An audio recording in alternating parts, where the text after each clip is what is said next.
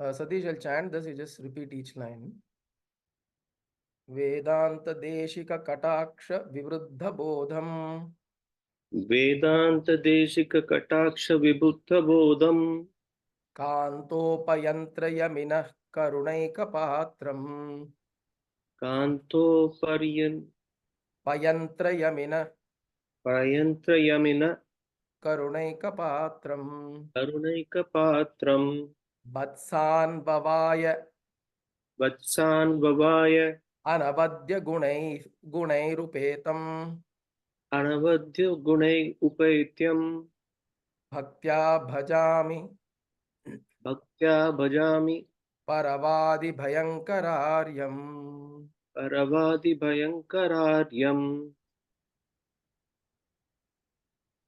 This, as we said, is Prativadi Bhayankaram Anna's Taniyan.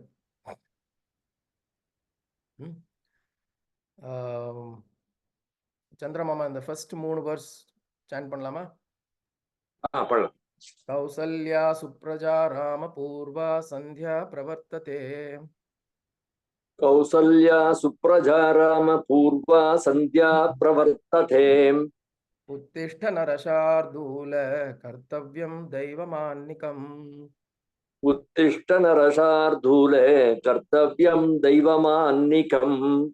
Uttishta Govinda Uttishta Garudadvaja.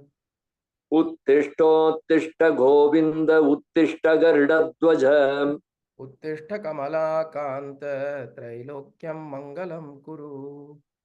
Uttishta Kamalakante Trailokyam Mangalam Kuru. Very nice. Sundar Mama, idu one solrela. Mata samasta jagatam madhukaita bhare. मातः समस्त जगतां मधुकैट भारेः Vaksho viharini manohara divya murte. वक्षो विहारिणि मनोहर दिव्यमूर्ते Shri Swami Nishrita Janapriyadana Shile. श्रीस्वामिनिश्चित जनप्रियदानशीले Shri Venkatesha Daite Tava Suprabhatam. Sri Venkatesh दयिते तव सुप्रभातम्. Lovely. There's something this tune and this whole chanting does, right, in the morning. Maybe it is cultural, I don't know. Maybe because we've heard it from our pretty much our childhood, right? And I don't know how many of us have heard it in the womb also. So the mothers would have been playing it pretty much all mornings, and the child in the womb will also be listening to this song. And that is the greatness of Sri Prativadi Bhayankaram. Many of them have composed many songs, many poems, many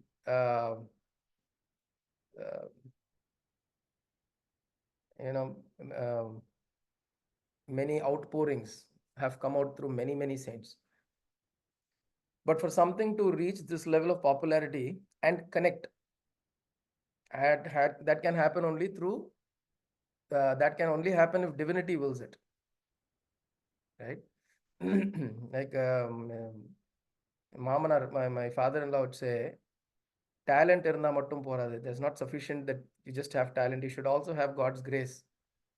You may have abundance of talent, but if only there is God's grace, then probably you'll be able to achieve that which you want to achieve. Because he'll either call it God's grace or luck. You can either call it as luck or God's grace. Whatever you call it, you need to have that extra element that is not within your control, but you can draw it upon you.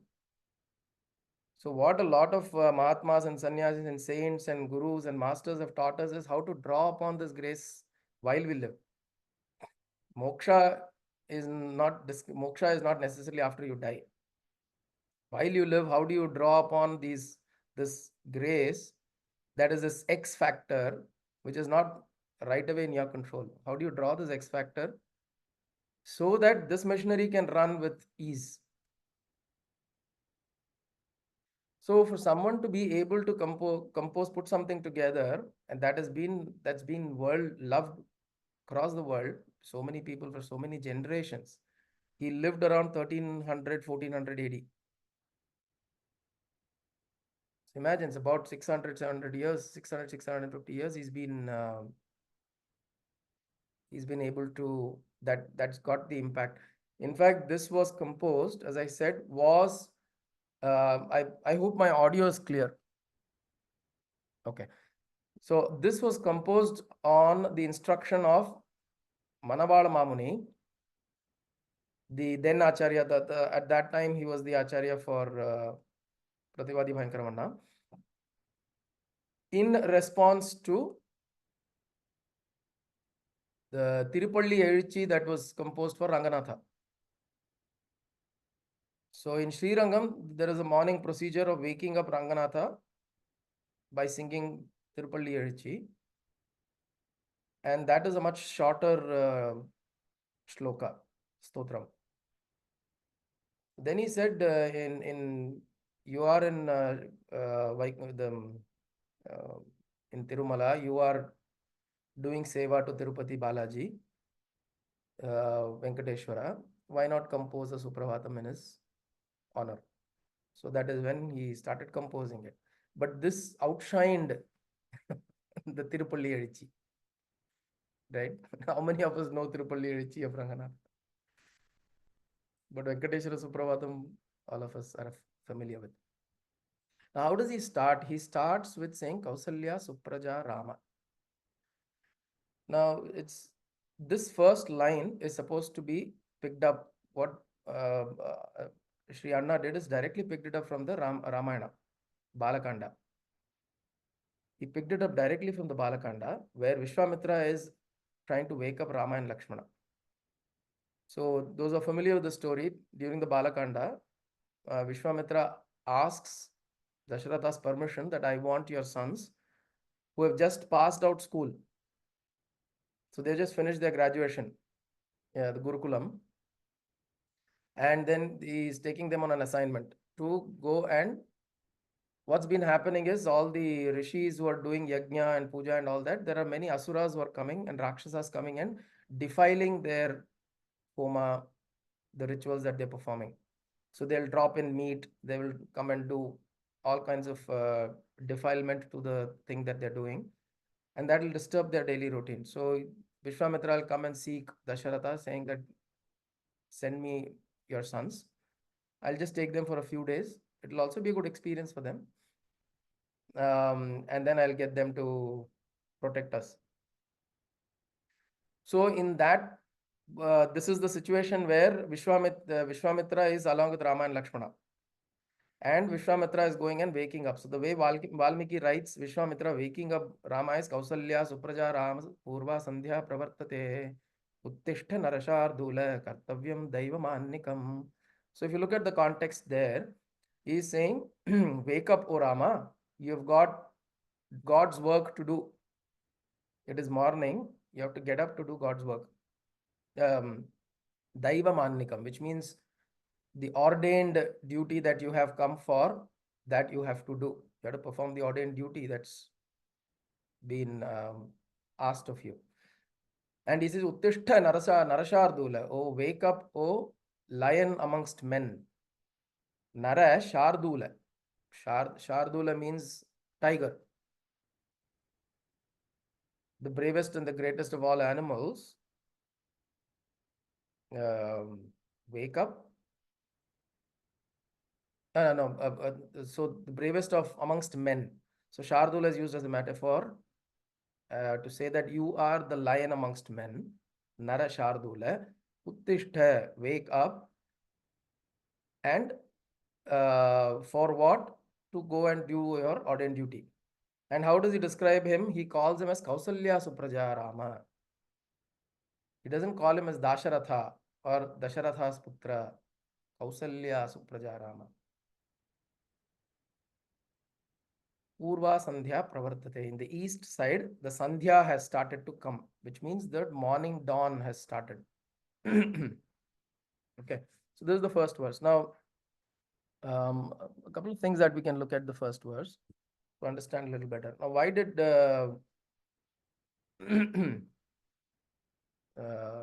Sri Anna introduce Rama here? We're talking about Venkatesha. Where did Rama suddenly appear? right?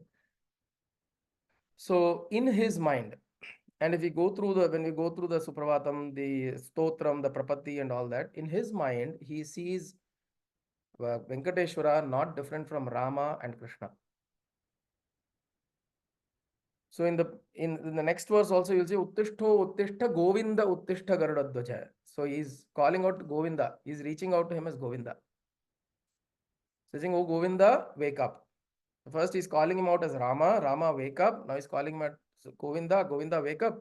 And the third, immediately he'll go to Mata Samasta. I'll go to the mother and now ask her to wake up. So he's trying to wake him up as Krishna, Rama and Krishna. Maybe he's probably not responded. Then he goes immediately to the mother. Mata Samasta Jagatam Madhuko Eta Bhare. But the interesting thing here is the way he sees it, Anna sees it, and the way Venkateswara is also perceived as an energy form is, for the Kali Yuga, he is the Pratyaksha Brahman for this Yuga. Because with each Yuga, there are certain key characteristics of each Yuga. There are key elements that enable you to do certain things. Like for example, in the Satya Yuga, it is said you didn't need words to communicate. There's transmission. You can just transmit. The Guru will transmit to the Sishya and he'll be able to absorb and then work his sadhana out. But then with each Yuga, it was more and more gross. So from Satya or Krita Yuga to Treta to Dwapara to Kali, the nature of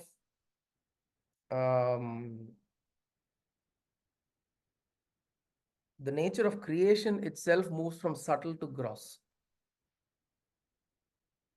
And Kali Yuga, it's the grossest, grossest at all levels. There's physical grossness, there's intellectual grossness, there is emotional grossness, there is spiritual grossness. Even for us to understand Tattvamasi, the Vakya, see, look at 700 verses of Bhagavad Gita.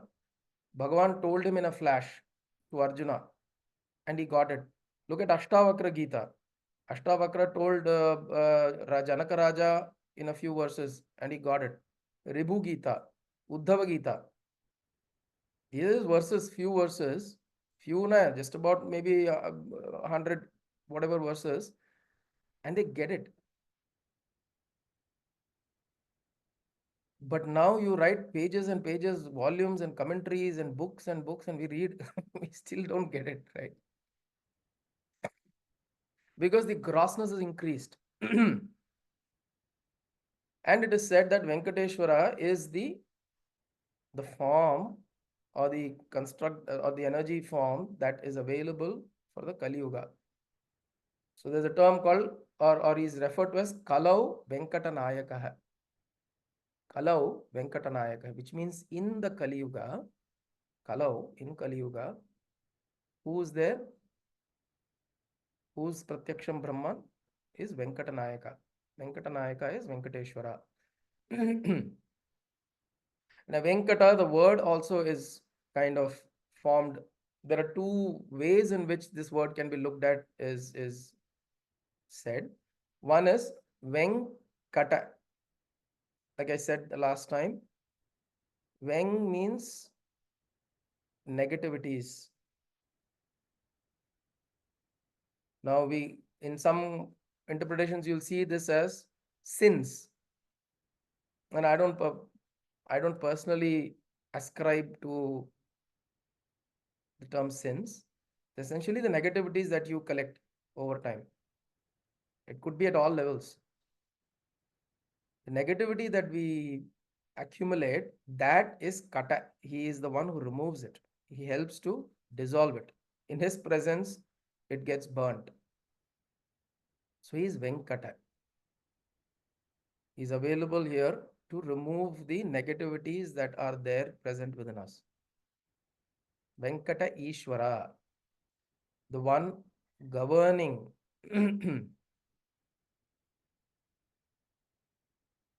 the one governing all that is happening here. Sorry, Mapriya, okay, I can speak slightly loudly, but there's nothing much I can do to increase the volume. எனக்கு உங்களோடது மட்டும் ரொம்ப ஃபீபிளா இருக்கு, மத்த எல்லாரும் கேக்குறது. That is why I was waiting. Yeah, sure. But do you want to try putting on a earphone or something? Yeah, that is what I'm trying now. Okay. I'll try to speak up loudly anyways. So he is in this form, he is available to us to receive. Now in what was the form, according to Sri Anna, the form that was available in the Treta Yuga, Rama was the form that's available in Treta Yuga. In Dwapara Yuga, the form that was available was Krishna. In Kali Yuga, he says it is Venkateswara. So Kausalya Supraja Rama, oh Venkateswara, you who were Rama, then Uttishta Govinda, you were Krishna, and then I come to you as Venkateswara. So you are the same one who have been existing through all of this. The great munis and rishis who prayed to you. Actually, interesting question, Mama. How is Venkateswara called Balaji? I have tried to figure that out. I was not able to. Because in Sanskritam, Bala means a small girl. I don't know how Balaji came to be formed as his name.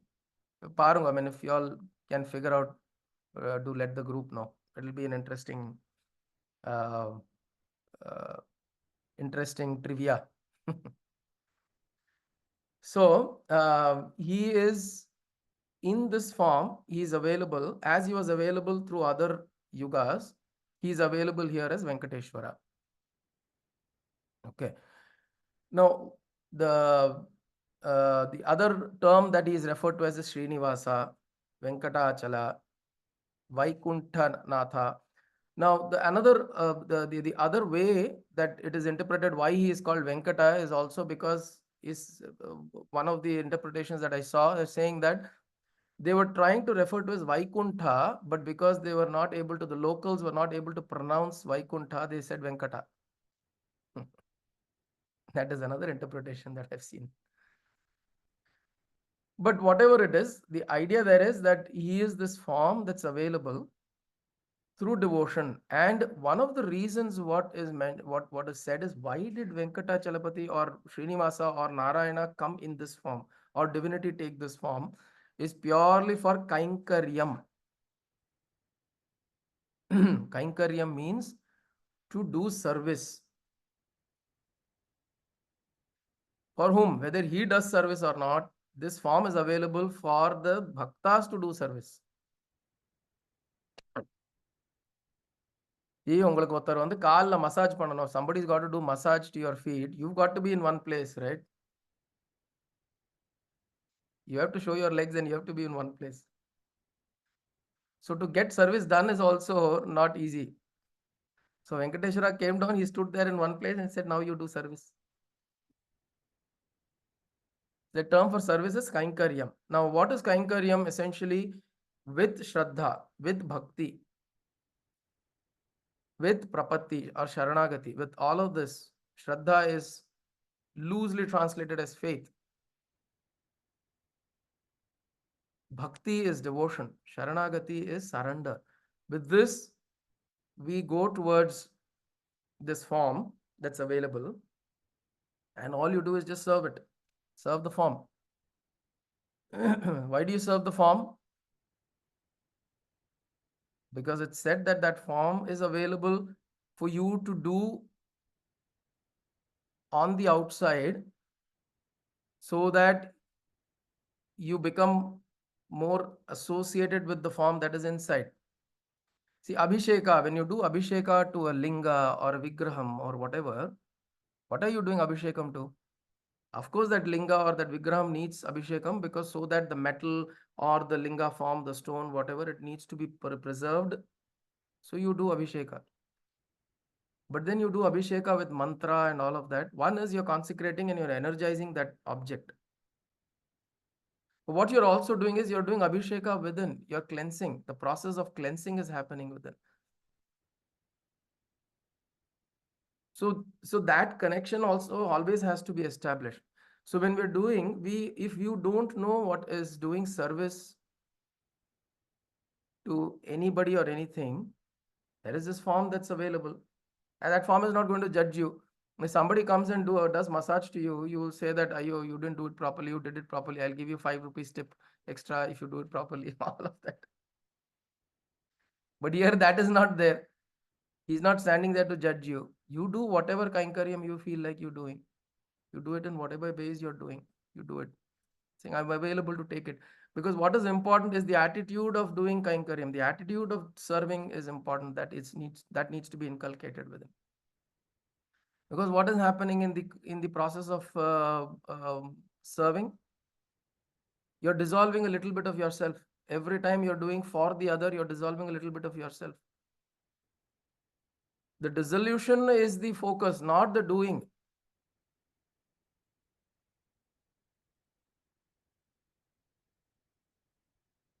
The very important thing to remember in the act of kainkaryam, in the act of service, in the act of doing nityanusandhanam or doing any kind of puja or rituals, is when you're doing for the other. And that other could be a person, it could be a deity, it could be a form, it could be a representative symbol, whatever. When you're doing it for that, recognize that in the process of doing for that, there is dissolution of this. There is reduction of this individual entity that has to happen slowly. That is the process of meditation. So when you are doing, so Venkateswara is symbol of that. I am here, standing here so that you can do service. I'm enabling you so that you can slowly dissolve yourself and you can merge. Your consciousness, your mind, your body, everything merges into a single act of devotion. Venkateswara. And he is also Ishvara. Ishvara means he is one who is governing everything. He is also observing. He is looking, he is watching, he is governing. And when he is doing that, he is standing there as the witness. And see, of course, I'm sure all of us have been to Tirupati. If you notice the Vigraha, it is so impressive, right? The size of it and all of that. It's almost daunting. It's like that. It's about 10 feet in height. I'm sure at least 10 to 11 feet in height. And when you go there, it's such a daunting figure. But it's also a very loving figure because it's there, just standing there with compassion. And there's an experience that you gather, right? It's whether there is compassion there or not is secondary, but do you feel that there is karuna, that is grace that is there? And that experience makes you feel so inclusive in that presence. And all that you do there is just look at him, say Govinda, Govinda, Govinda, or whatever, just a minute, less than a minute, and then you move away. And then there is a mirror that you continue to look at him while you're going the other side. Because you want him to look at you. See, imagine from Srinivasa's perspective, Venkateswara's perspective, he's standing there tall like this, and all people are coming like kuti kuti everybody. All these small forms that are coming and going, coming and going. And he's observing, he's just looking, he's watching. And what is he watching? That we don't know. But what is important for us is know that there is somebody who's watching. And what I take back with me is the watcher. See, in darshan or any form of darshan of any deity in the temple, in the Garbhagraha, what I take back with me is that presence. Correct? Archavatara. Perfect. It is called Archavatara. The form, there are Panchavataras of the Lord. The fifth one is called Archa. First is Para, Vyuha, Vibhava, Antaryami, and Archa. Archa form is the form or the idol through which you communicate with the Para, which is the unmanifest. So this form that we perceive, now we're bringing an attention to Venkateswara, and this is true, we can extend it to anybody else, right? That is what we need to remember. Which is when we look at the form, we let the form completely bathe us in its vision, which means in its aura, which means you stand there all inclusive. Just stand there. And what you carry with you is that presence, which is what you do when you take Arati. See, what is the purpose of Arati? Arati, of course, one purpose, Garbhagraha is dark, and then you use the lamp of the Arati, Deeparadhana, to show the form of the deity. But then that is fine, no? Then why do you have to do this? Why do you have to take the Arati and put it into your eyes? There is an aura of that form that is there. There is an aura. That aura has been captured. There's what is called as the etheric element of that form that is captured by the fire. So the Agni captures that etheric element, and when it comes to you, you are trying to partake of that etheric element. It sounds almost physical in nature, right? But it's also true. When you have somebody who you don't like standing beside you, he's not done anything to you. Just because you don't like the person, there is some discomfort that happens in your body, right? Because there is this interaction of the etheric element, the aura. There is engagement. At the same time, when you have somebody, even in the vicinity, somebody you love is there in the vicinity, you feel comforted. So what you do in the Garbhagraha is, this is what you do. When you face Venkateswara, you receive this grace, you receive this vision, and what you're carrying with you, you notice that yes, he is there watching. And when you turn and go, it doesn't mean that either he's not stopped watching, so which means you continue seeing that he's watching, you see in the mirror, and then you continue to go knowing that he is watching all the time. Even if you come down to outside the temple, Garbhagraha to Tirumala, from Tirumala to Tirupati, from Tirupati to wherever you go, he continues to watch. The watcher doesn't go away.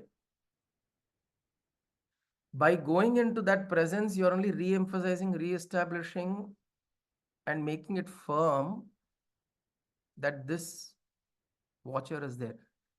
And who is this? This is Rama. Atmana, Atmani Ramati, Atmani Ramate iti Ramaha. The one who stays established in himself is Rama. So all of us can be Rama.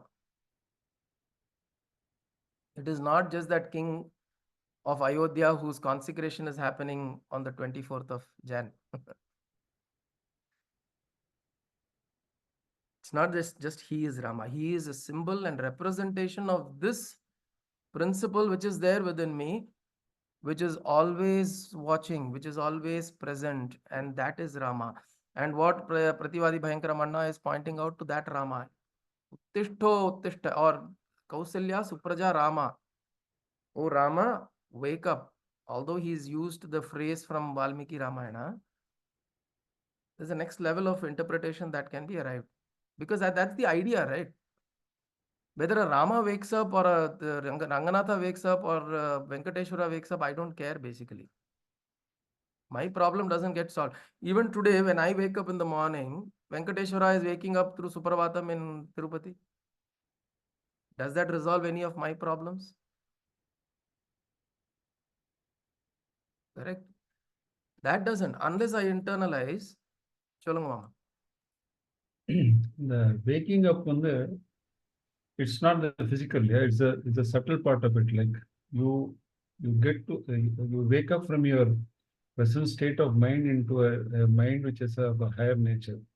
அதுதான் ஆக்சுவலா waking Correct. up process அதுதானே. Correct. Absolutely.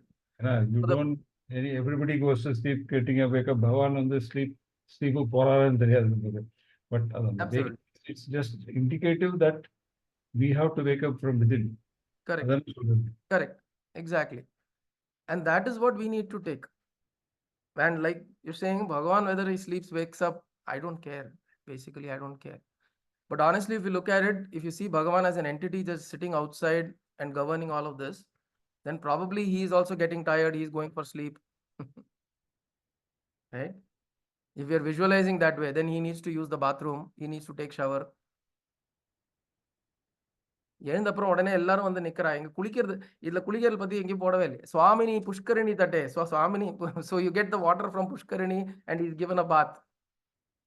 You have to take shower, பல் தேய்ச்சு குளிச்சுட்டு அப்புறம் copy குடிச்சிட்டு so we personalize the deity so that we feel connected. You create that connection, but doesn't necessarily mean he is drawn down to that level of mundaneness, he or she or it.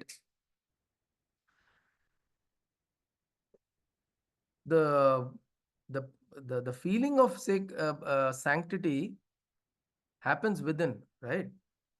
Whether you take shower, you feel pure and sanctified, is immaterial, because if you continue to harbor these negativities and there are people who can go take a great shower, I'll have a wonderful nice steam bath and come and I'm going to indulge into a fight with you. What is the point? I'm going to start scheming about things. குளிச்சுட்டு ஃப்ரெஷ்ஷாக வந்து உட்காந்து அவனை எப்படி அடிக்கலான்னு plan பண்ணலாம்.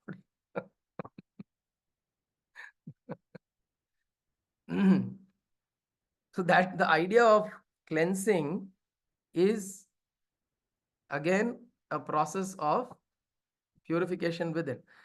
Now, like you said, Mama, the whole waking process is something that needs to be recognized as a process that is happening within, because when we are pointing out to, say, when you're singing out to Venkateswara or anybody for that matter, we are trying to wake that presence. So we spoke about presence. We said what we are wanting to carry from that darshan is the presence, the watcher.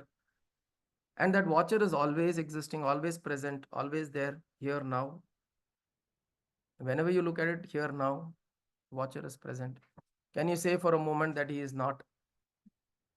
Doesn't mean that when the dwara of the Garbhagriha is closed, suddenly he can't see. It's not like that, right? Because the watcher is always present.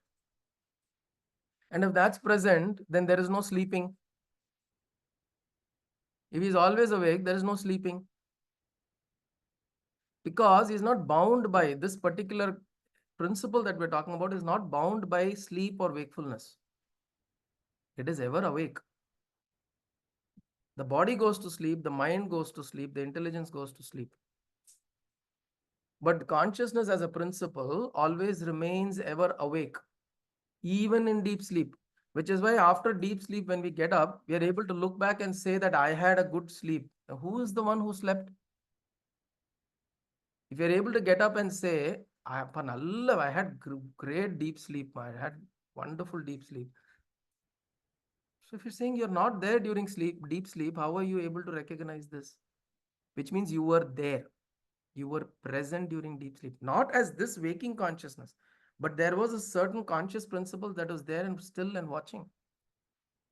And if that is there, then it is ever present. So who are we waking up here? Waking up is of that ignorance that is veiled, which is why tirai appadinu onnu irukku. At all Garbhagriha, you will say there is a tirai. Tirai means a veil that is put on the Lord, in front of the Lord for the bhaktas.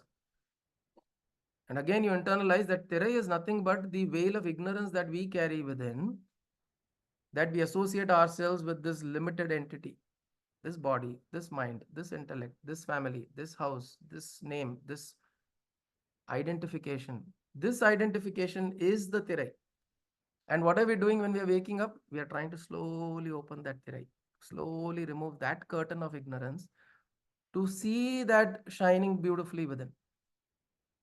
That Venkateswara, that Rama, that Krishna, that Govinda is shining beautiful. Right? And why is he saying in the morning, Edukku Venkateswara Suprabhatam, why can't we do it in the evening? Why can't we do it at night? You can do it at any point in time. Right? If you're wanting to do it as a sadhana, you can, as a sadhana, we can do it at any point in time. But Pratyavadi Bhayankara Manna is saying, at least Kartalayavadi Ezhundukongo. Please get up on time. Purva Sandhya Pravartate.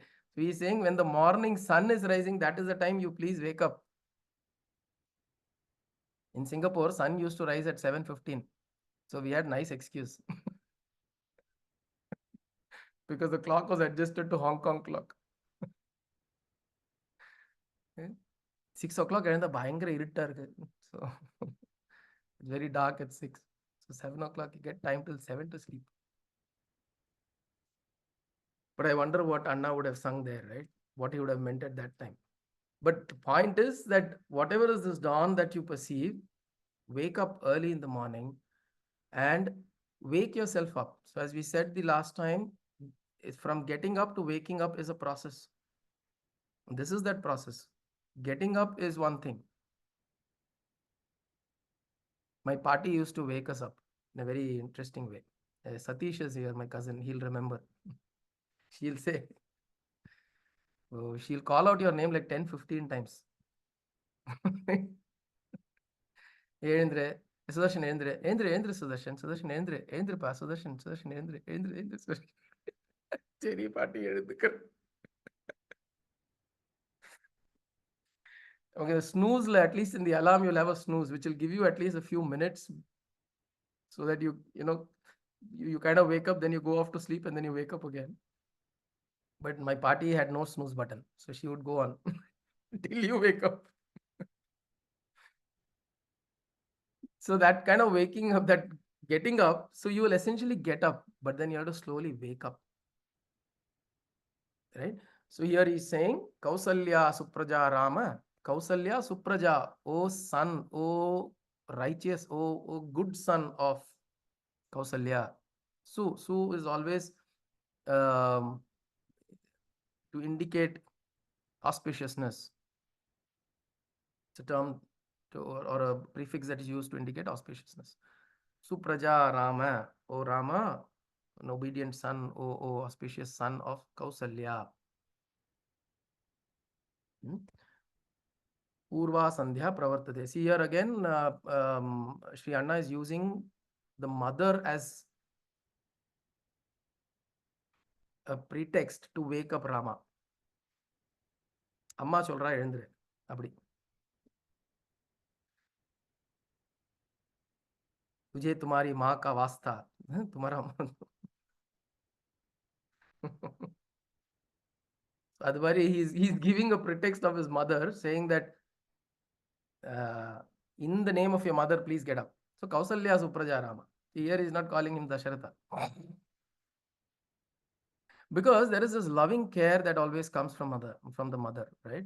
You know, even when, like for instance, my party was waking up, if my father or my tata or somebody had to do it, it will only cause irritation. But because my party was doing, I could quickly then cuddle into her lap and spend a few minutes. Of course, she would have taken bath and puja எல்லாம் பண்ணிட்டு இருப்பா. மடி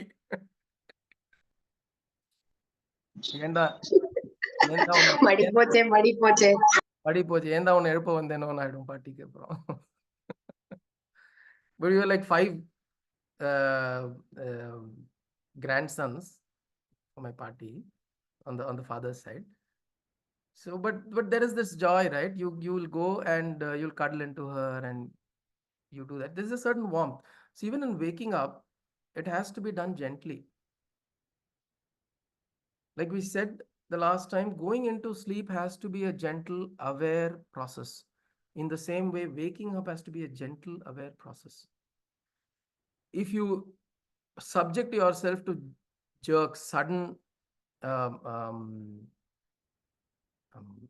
jerks within you, then it leave a certain residue of agitation. It will immediately generate certain chemicals which will be agitative chemicals, and it will leave residue within you.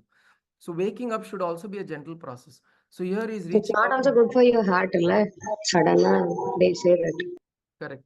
Because when you're sleeping, you're in really in a very rested state. So from the rested state, gently come out. Kausalya Supraja Rama. O son of Kausalya, please wake up. Purva Sandhya Pravartate. The morning is up. Uttishtha, wake up. Narashardula Kartavyam Daivamannikam. So that you may get up and do the duties of the world. One of the reasons we wake up is because of our karma. Because of our prarabdha, we inevitably wake up, or rather, we inevitably get up. What actually makes us get up after we go to sleep? It's an interesting question, right? If sleeping is so enjoyable and so beautiful and so lovely, you don't feel like getting up. But can somebody just perennially sleep? I'm not talking about people going into coma, having mental conditions and all that. Normally, on a normal basis, if you're woken up at 4:30, you may feel like, it's too early. I want to sleep. Okay, I let you sleep 5:30, I let you sleep 6:30, 7:30, 8:30, 10 o'clock, 11 o'clock, 12. How long can one sleep? You will have to eventually get up, right? Something within you pushes you to get up. That we get up, our getting up is due to our prarabdha karma, which means there is karma that needs to be exhausted, and hence we have to get up. But here he is saying Daiva Mannikam. You get up to do service to the world. Get up to do your duty. There is a difference between doing your duty versus doing because of a karmic compulsion. There is a difference. Doing your duty is a conscious choice you make, that I want to do this, I've taken this upon myself, I'm going to do this. Doing out of karmic compulsion is of no choice. Don't have a choice. There is a karmic compulsion. There is my impressions, my vasanas, latent tendencies are such that it is forcing me to do a certain thing. Which is why in the spiritual path, sleeping and getting up, it's an extremely, extremely important sadhana. Sleeping itself is a sadhana. If you notice in yoga, there is a term called yoga nidra. Sorry? When you do you go to a yoga class, the last exercise they will teach you is Shavasana. Shavasana. Shavasana. Invariably எல்லாம் தூங்கிடுவாங்கல்ல. தூங்குறது மட்டும் இல்ல, people will start snoring also.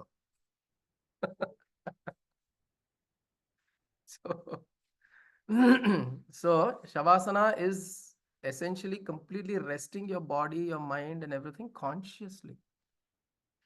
And so this whole process of sleeping, going into sleep, getting out of sleep is a conscious process, has to be a conscious process. Like we said, we shouldn't just fall into bed or jump out of bed. There's this term saying, let me hit the bed.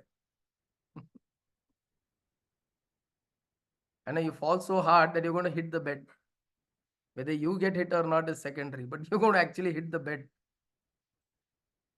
But that's not the way to go into sleep. You should go consciously into sleep. One should take that effort to walk their mind into sleep, and waking up has to be a conscious process also. Waking up has to be a conscious waking process. So Uttishta Narshardule Kartavyam Daiva Mannikam. You are wake up to do your duty. Means what?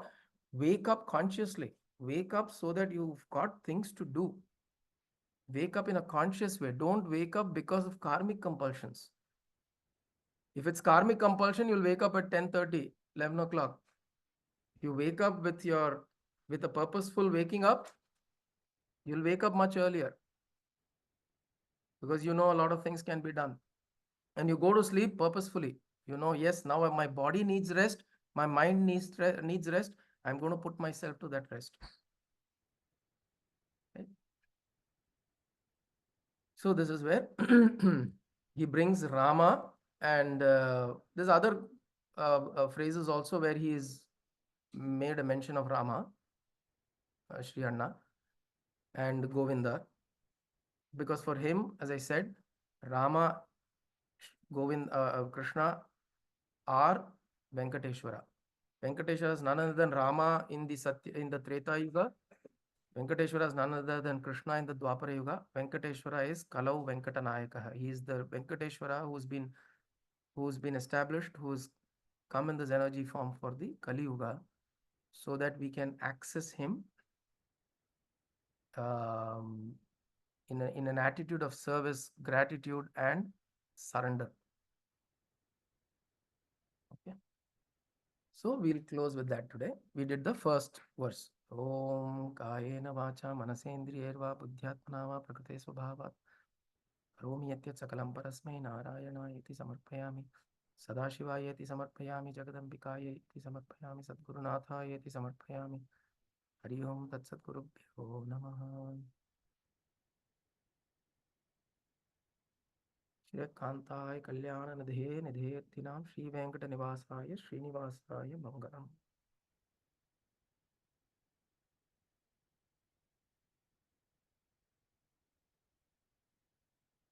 Yom Hari Om.